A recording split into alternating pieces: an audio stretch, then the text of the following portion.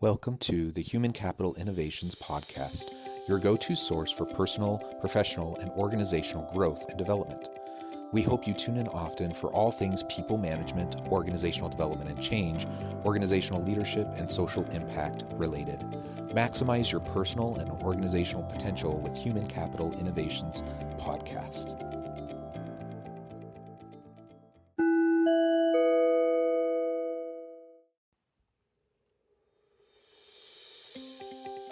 Welcome to the Human Capital Innovations Podcast. In this HCI podcast episode, I talk with Yuri Kruman about shifts in strategic HR and how personal and professional development will evolve in 2021 and beyond.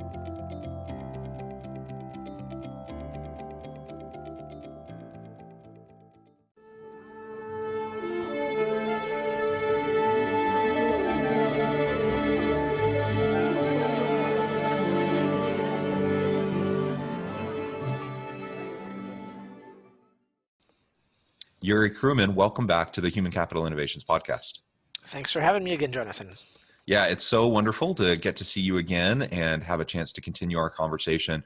We were just talking before we hit record and started the interview and trying to remember when that last conversation was, maybe 2 or 3 months ago. You've been very busy, my friend, doing many things in the interim between when we last talked and today, and the world has continued to move on, and lots of craziness has happened between the last time we talked and talking today. Today we're really going to be focusing on strategic shifts in HR and what 2020 brought and how that's changed the nature of HR and changes moving into the future. And then I want to zoom in a little bit and look specifically at personal and professional development. What does it look like in 2021 and beyond, and how can leaders really prepare for that? As we get started, I just wanted to share Yuri's bio with everyone again. Yuri Kruman is the CEO of HR Talent and Systems Consulting, an award-winning HR consultancy, top 10 HR consulting vendor in 2020 by HR Tech Outlook magazine.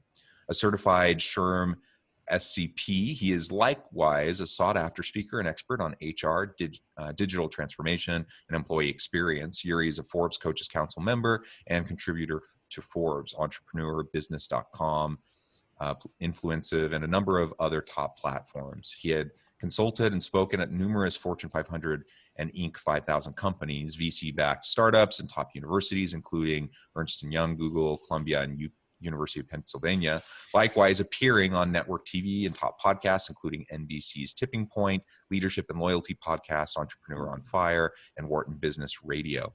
In addition, his executive leadership coaching practice has impacted thousands of top executives. He is the author of What Millennials Really Want from Work and Life, and the forthcoming Be Your Own Commander-in-Chief.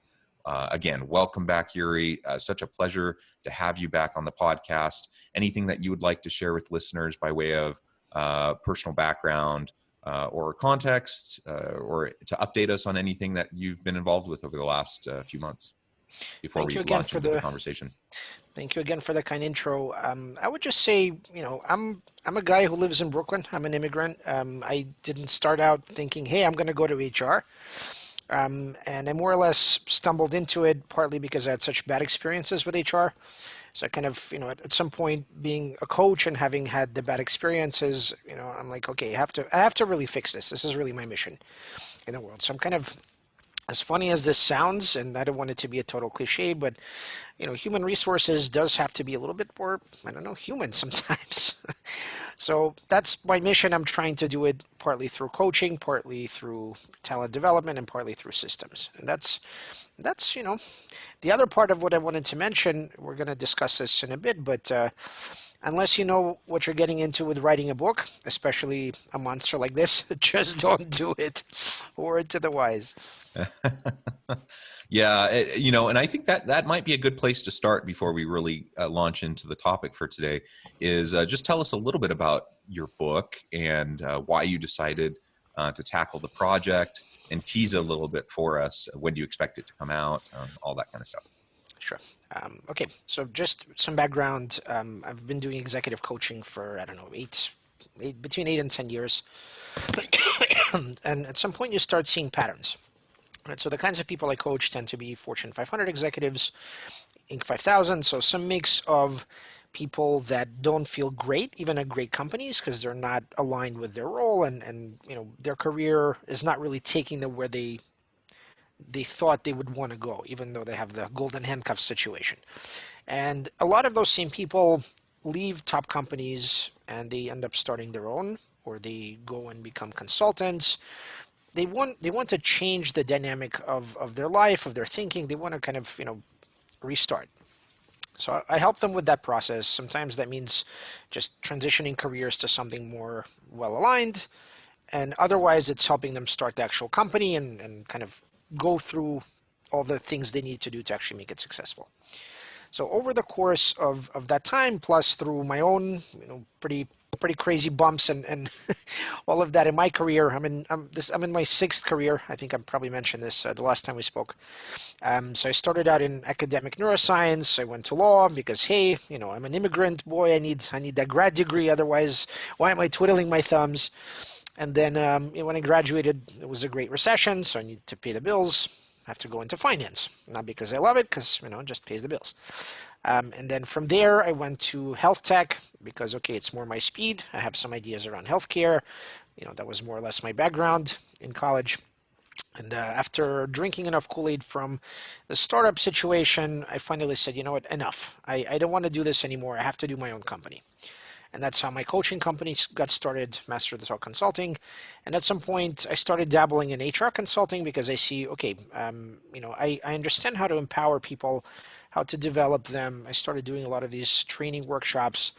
And I'm starting to see, okay, when you help people realign while they're still in the job, it often keeps them there. So you know what? Let me see what else I can build around that in terms of systems, in terms of, let's say, improving productivity or communication inside a company. Yeah, sure.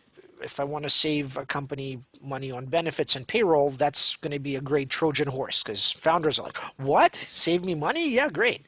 Otherwise, they hear HR, it's like the stepchild, and it's like Cinderella. So it's that what got me into HR consulting, and then from there, I more or less looked at the landscape and I said, okay, HR is for the most part, again, this is a couple 3 years ago, HR is for the most part trying to make sure the trains run on time. It's a lot of legal and compliance. It's a lot of, to be very frank, it's glorified customer service.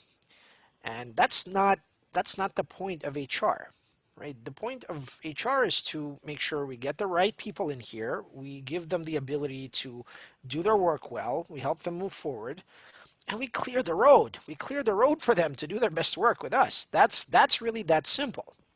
And Yeah, then I yeah, you love can that. Yeah. put the systems there, give them coaching, give them rewards and recognition. You can tinker with things, but ask them questions. Make information flow more quickly, close the loops, just understand what people are actually feeling. So through that process, partly through my own, bumps and bruises and dead ends and all of that stuff, also from the side of HR, I started seeing, okay, universities don't teach life skills. Governments don't subsidize this stuff, right?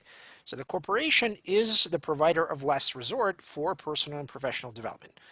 For good, for bad, tough luck. That's just, that's the fact of doing business today.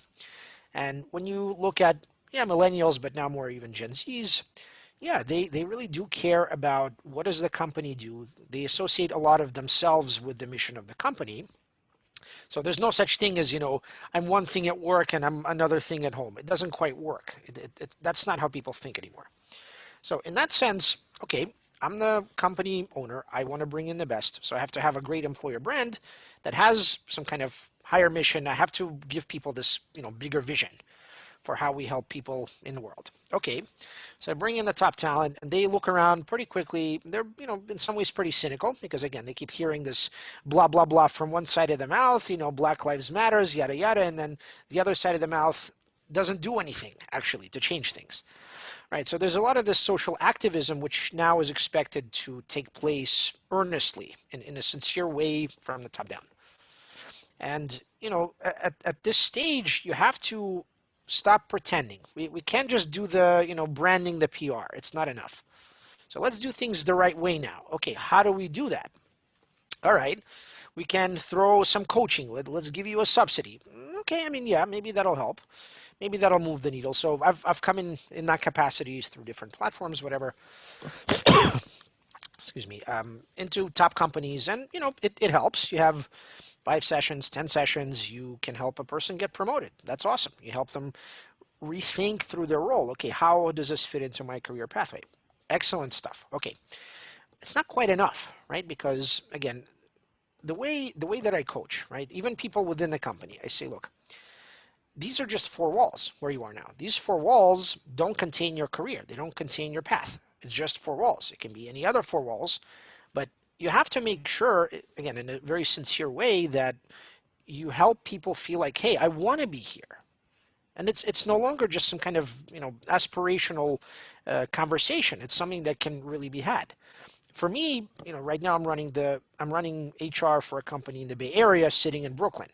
So frankly, the only way I can be effective at that is by having one-on-one conversations, just like this over Zoom, right? And in those conversations, I have to be. It's not just be very careful, because that's kind of the HR credo. Be extremely careful, tiptoe. No, I actually do the opposite. I say, look, I'm here to empower you. I'm here to clear the road for you. So you have to tell me what's actually going on in your life, not just check in the project management software, or oh yeah, I'm okay, I'm great, and in the background things are falling apart. So as a coach, I read right through that. And I'm a family guy. I've got 3 kids. I've been under lockdowns and all this other stuff. So it's not a big stretch for me to empathize with people in a meaningful way.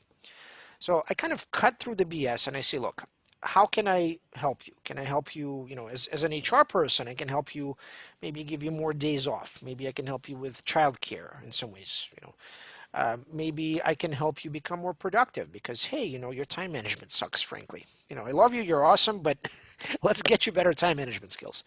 Or I see that you're running behind on certain projects. Is that because you're having trouble managing? Is it a health issue? So I kind of cut the BS and I say, look, I'm gonna level with you. Here's what I'm going through. Here's my story. Again, that's how I always coach, and I've brought that coaching approach to HR. And instead of the founder saying, "Oh my God, are you crazy?" Like that's not HR. I say, you know what? There's no going back. This is what HR is supposed to do. This is how to really get to what's going on. That's how you head off a lot of problems at the pass. Because if you get people talking, you get them sharing their frustrations. Hey, I have an issue with this other employee. Well, let's knock heads, sit down. I'll facilitate. I'll help you resolve that. We come up with rules so this doesn't come up again, right? So that direct approach, without there's the radical candor part of it, but there's also the, okay, I really care about you. I want you to do well. And yes, I want you to stay with the company. So let me do everything I can, partly as head of HR, partly as a coach, partly as your friend, because I really want you to do well. Let me use all of that to help you clear the road, help you to do better at your job. And yeah, of course, I want you to get promoted and paid more. And suddenly things click. Oh yeah, well, maybe this guy actually cares. Like, and after a while, they get it. Yeah, he actually cares. And the book grew out of this because I realized, okay, it's great to get coaching, and it's great to talk about career pathway and getting promoted, paid more. That's very important. But when you have this whole other human dealing with all those other pretty serious problems, lockdown, mental health, physical health, taking care of children and parents and all of that stuff, you have to address the whole human. You no longer have the luxury of pretending, hey, oh no, you're fine, great, oh awesome, yeah, like Borat, Borat thumbs up. No, that's done. We're past that point. So HR, in my view, either takes the reins and says, okay, we have a bigger mandate now because, okay, we had to go through digital transformation in the last year. We had to be a lot more proactive in these one-on-one calls. We have to deploy our benefits in a lot better way than we used to, just throwing money at people. That doesn't work. So with all of that in mind, how do we empower people through personal and professional development? How do you do it in a thoughtful, meaningful way, not just throwing ideas or read this, list of 10 books or let's do a book club? It's not enough.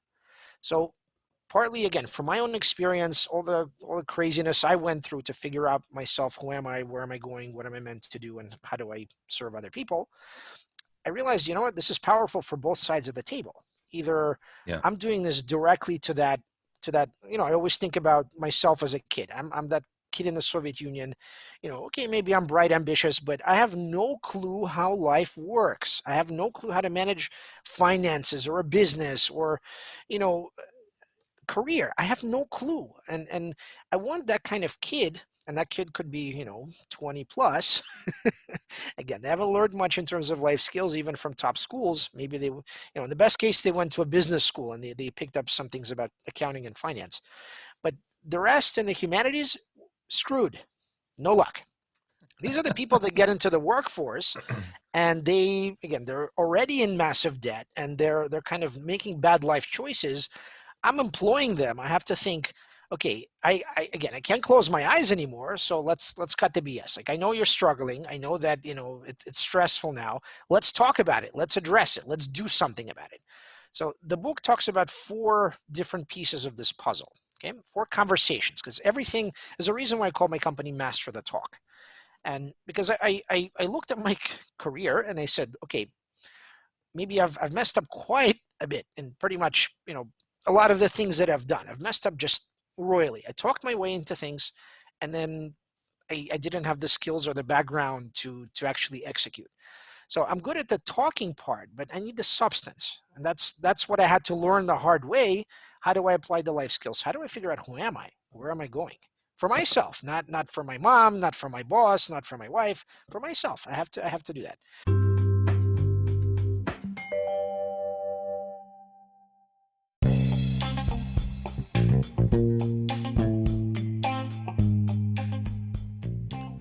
I'm excited to announce the publication of my new book from HCI Press, The Alchemy of Truly Remarkable Leadership: Ordinary, Everyday Actions That Produce Extraordinary Results. Consider how the nature of work has shifted over the past 50 years. With increased globalization, rapid technological advancement, and the shift in economic composition, the average job of today looks very different than the average job of 50 years ago. What will the jobs and organizations of tomorrow look like? Moreover, what does this all mean for organizational leaders? What are the core competencies and capabilities of organizations and their leadership that are prepared for continued disruption and geopolitical and socioeconomic shifts? Regardless of what the future holds, increasingly, leaders need to be socially minded, data-driven, decisive, champions of talent, and disruptors of the traditional notions of leadership, teams, organizations, and work. The Alchemy of Truly Remarkable Leadership will help you to explore your own leadership competencies and capabilities and consider ways to apply and implement them into your workplace and personal life.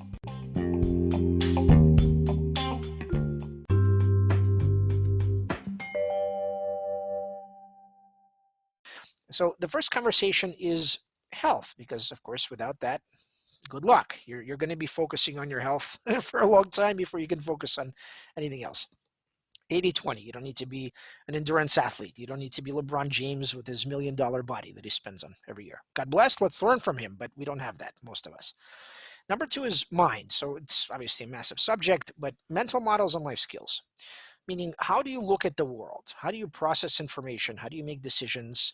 How do you manage expectations? How do you manage your stress? Oh yeah, and how do you manage business and careers and finance, right? How do you actually do that?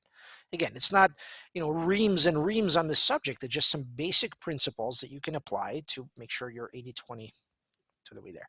The third piece is this kind of like, oh, teach me how to negotiate, teach me how to ace the interview and, negotiate a higher salary. Okay, here you go. Here's how I laid out. Here's how this works. Use it. You can go and I just helped a client negotiate 25K more through my whatever in 15 minutes. It actually worked. It's pretty awesome. It's a good feeling. And I did the same, ironically, for an employee in the company where I'm consulting, right? Because she needed to be caught up and promoted. So, okay, here, go, ask for it. Let's sign off. You're done, right? That's a nice feeling. But again, the last part, so we have body, meaning health, we have mind, we have other people, and the fourth one, often it goes missing. It's like, well, I don't know, I don't feel comfortable. It's God or the universe. It's faith. It's looking at how can we not just sort of have that as a nice to have in the background, but it's a pretty core part of living in a crazy world where you have no clue where the hell are things going. Is this republic going to fall apart this year, or are we going to be in the long tail for a while, right? And never mind if I'm young and I'm figuring myself out. Who am I, what am I? Do I follow my parents' tradition? Do I find a new one? Right? So there has to be some kind of more ancient wisdom that's rooted in something more meaningful and higher purpose than just, hey, higher purpose of the corporation. The mindfulness thing, it's not enough. Organic food and yoga, all that is great, but it's not enough, right? So you have to plug in some kind of wisdom from people that went through crazy times and made better sense of those crazy times, because we're too enmeshed in our own matrix of social media and the speed of things and technology. So it's very hard to zoom out. So now, with the benefit of those four conversations, again, it is a conversation. It's not just a one-way street. You have to learn how to have a conversation with God or the universe. And that's not an easy thing, but there are some particular guidelines that you should use, and that's detailed in the book. So if you put the four together, it's not an encyclopedia, because who needs that, right? Self-help usually addresses one of those four, maybe two. If you look at most self-help books, it's just like, rah, rah, rah, kumbaya, or yeah, billionaires and endurance athletes do this, so do this. I don't think that applies to me. And also you have the scientific part of things where people don't want to go through the dense language. They're like, well, okay, about flow, but I don't understand what this guy wrote, back in the early 90s.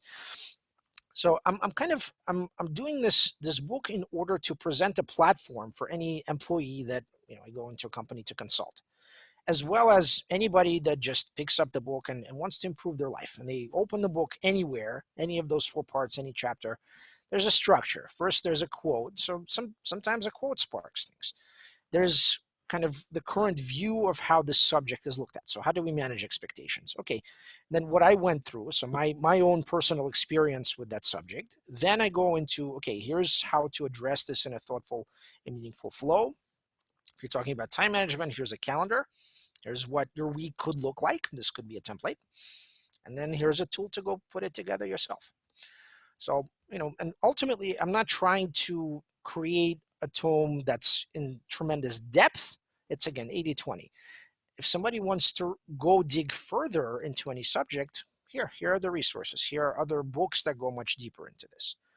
So the book for me puts together about 20 years of my own wanderings and trying to figure myself out, and how do I help people as a coach, and then now as an HR person. And this provides kind of those two sides of the table. Yeah, well, that's great. Thank you for that in-depth look at the different components of the book. When do you expect it to be done and to come out? It's already it's going to be released on February 7th in Mm. ebook form. It's already up on Amazon. There's a link, and the hardcover will be out probably late March, maybe early April. Depends on the publishing dynamics. Sure, sure. Well, congratulations, and that sounds like it'll be a great resource. God willing. As in our remaining time, I think you've already talked to many of these points, that I really wanted to get at today in terms of personal and professional development, and the strategic nature of HR. And I love how you frame it as just clearing the road. The role of HR is not helping the train to run on time; it's to Mhm. clear the road. Absolutely. I couldn't agree more. And I would say it's the role of HR also to help leaders at every level of the organization also learn how to do that for their people, Yes, right? exactly. Yep. Because a lot of times managers and leaders, they find themselves in those roles and they don't really know how to lead. They don't know how to do things effectively. They're just kind of mimicking Mhm. what they've seen others do before them. And then they kind of hand off all of that logistical compliance and all that kind of stuff to the HR department, expecting them to just handle it, right? Well, it effective HR needs to be a close marriage, right, between this functional department that does all these different things, but also has a strategic focus, and then connecting with all of the various departments, divisions, teams Hmm. across the organization. And I completely agree. Strategic HR is the new normal. I mean, it's been moving that direction for a long time, and we're certainly there. We need to get. We're far beyond being in a place where you have Toby from The Office as like the typical HR person. We Exactly. we need to do much better, and the best organizations are doing much better than that. Yep. So in our remaining time, let's talk a little bit about um, what you see as the difference in your approach to personal and professional development, perhaps in a year or two ago, and then we go through all this COVID stuff, and 2020 has Hmm. been a crazy year, and now we move into 2021 and beyond. What changes are you seeing and anticipating coming down uh, at us, as we're looking into the future? Yeah, so it's presuming, I don't know, maybe it's my Soviet mindset in the background there, but I'm presuming things will continue to be difficult. They'll continue to be in flux. We're probably going to have this hybrid scenario where people come in a couple of days a week, in rotating groups. We might have some are saying that this new the British variant is just another virus, and so on and so forth. So it could continue. We could have these kind of rolling lockdowns. We can have a lot of this disruption for years to come. Vaccine or no vaccine, we're more or less like this. Yeah, with scientific proof and all that. But still, we don't have all the information. We have to more or less look inside, right? The one thing that you can focus on is your own personal and professional development. You can focus on being more resilient, taking care of your mental health, your physical health, your family, your career. These are things that you really have to focus on, regardless of whether you're remote or not, you're in this country or that country. There are certain silver linings to all this. Let's say, again, I'm the head of HR for a company in San Francisco sitting in Brooklyn. A couple of years ago, that would have been like, are you insane? Right? So it's a new paradigm where a lot of this kind of I'm not a digital nomad by any stretch, but I probably could be. If I wanted to go and work in Puerto Rico, I probably could do that, and I could be just as effective with a good Wi-Fi connection. So given all of those forces that technology is still accelerating the speed of change. We have all this social unrest, we have political unrest, we have a potentially a civil war again, God forbid, but things don't look great right now, right? We could have another insurrection next week. I hear they're planning one on the 17th or 19th.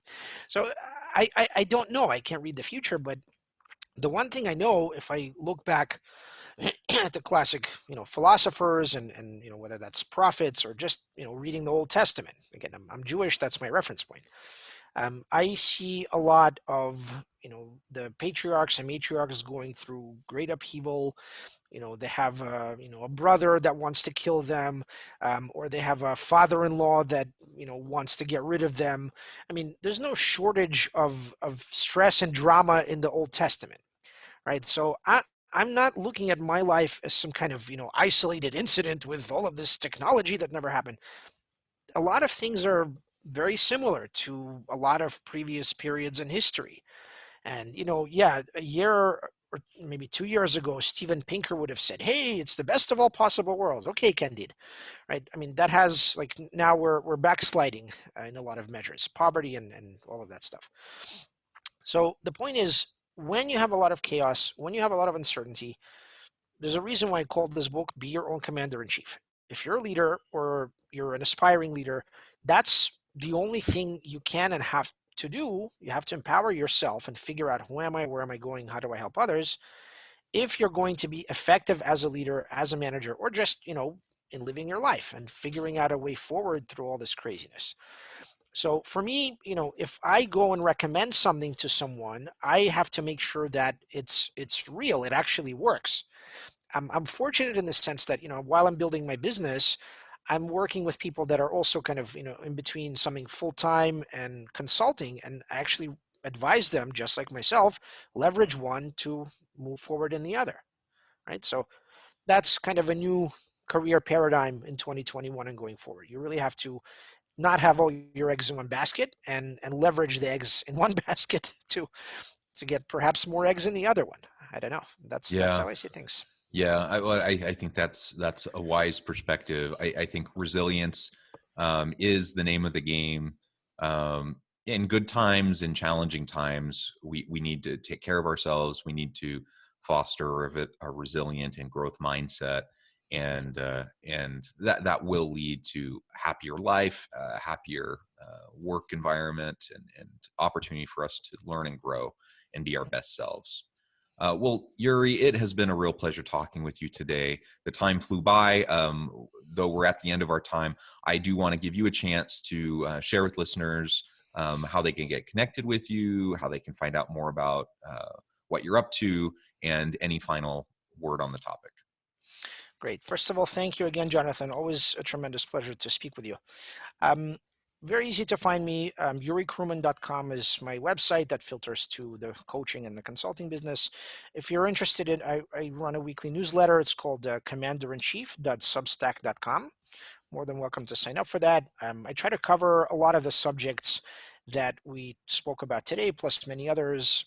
I've been sharing free chapters from the book for the first few weeks. So you're more than welcome to sign up and just go back and read through those and see if you like it. And if you like it, maybe buy the book. Excellent. Well, thank you again. I encourage listeners to reach out, get connected, check out the book, look at the free chapters, purchase the book, support Yuri and what he's up to, and see if there's a way that you can collaborate with him for any of the needs that you might have in your own organization.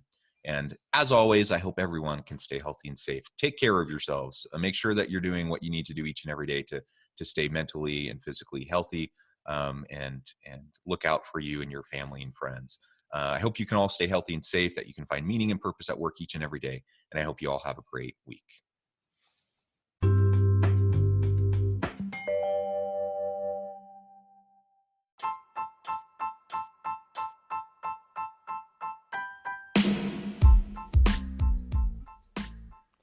We are excited about the launch of HCI's new magazine, Human Capital Leadership. Human Capital Leadership is a free, interactive e-magazine designed to help individuals, leaders, and organizations find innovative approaches to maximize their human capital potential. We will be publishing issues quarterly in August, November, February, and May. Check out the first issue and let us know what you think.